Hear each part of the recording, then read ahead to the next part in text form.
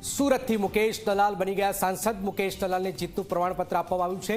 લોકસભા ચૂંટણી માટે મતદાન થાય તે પહેલા જ સાંસદ બની ગયા છે મુકેશ દલાલ। તમામ ઉમેદવારો રેસમાંથી બહાર થઈ જતા જ મુકેશ દલાલ બિનહરીફ થઈ ગયા છે। લોકસભા ચૂંટણીમાં ભાજપને આ પહેલી જીત મળી છે। 26માંથી ભારતીય જનતા પાર્ટી 1-0થી ચૂંટણી પહેલા જ આગળ થઈ ગઈ છે। આપ જોઈ રહ્યા છો કલેક્ટર તરફથી આ જીતનું સર્ટિફિકેટ પ્રમાણપત્ર પણ આપી દેવાયું છે। આખો નાટ્યાત્મક ઘટનાક્રમ રહ્યો છે અને ત્યાર પછી રવિવારે નિલેશ કુંવરજીનું ફોર્મ રદ થાય છે। ત્યાર પછી જે પણ ઉમેદવારો હતા બીએસપી અને અન્ય ઉમેદવારો તમામે ઉમેદવારી પાછી ખેંચી અને આખરે મુકેશ દલાલ એક જ રહી ગયા તો એમને આજે આ જીતનું પ્રમાણપત્ર પણ આપી દેવામાં આવ્યું છે।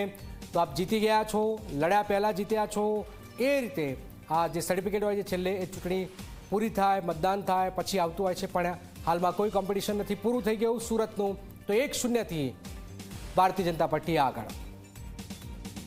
ગુજરાત રાજ્યના 24 સુરત લોકસભા સંસદીય મતદાર વિભાગમાંથી લોકસભા માટેની ચૂંટણી સંચાલનના નિયમો 1961ના નિયમ 11 ના પેટા નિયમ 1 સાથે વાંચતા લોક પ્રતિનિધિત્વ અધિનિયમ 1951ની કલમ 53ની પેટા કલમ 2 ની જોગવાઈઓના અનુસરણમાં હું જાહેર કરું છું કે ઉપરયુક્ત મતદાર વિભાગમાંથી તે ગૃહની બેઠકને ભરવા માટે ભારતીય જનતા પાર્ટી દ્વારા સમર્થન અપાયેલ શ્રી મુકેશ કુમાર ચંદ્રકાંત દલાલ 84 મહેરનગર સોસાયટી આલિશાન એન્કલેવની પાછળ અડાજન સુરત યોગ્ય રીતે ચૂંટાઈ આવ્યા છે।